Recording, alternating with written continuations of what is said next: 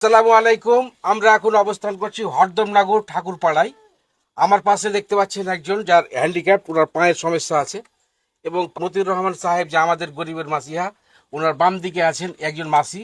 ইনাদের সমস্যা আছে, সেই জন্য মতিউর রহমান সাহেবকে তো এসেছেন। আমার তো শারীরিক প্রতিবন্ধী, আমার তো সমস্যা।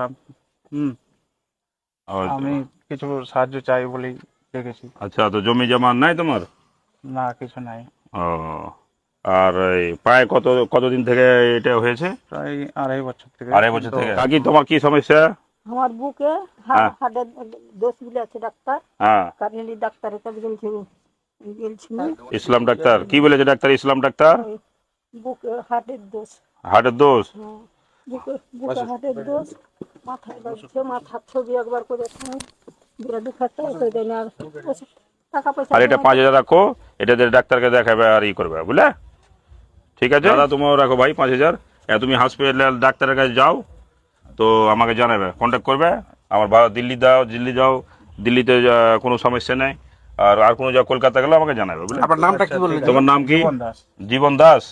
আচ্ছা, আর কাকির নাম তো কি বললে? বিষ্ণুপ্রিয়া দাস। বিষ্ণুপ্রিয়া দাস। আচ্ছা, ভালো থাকেন।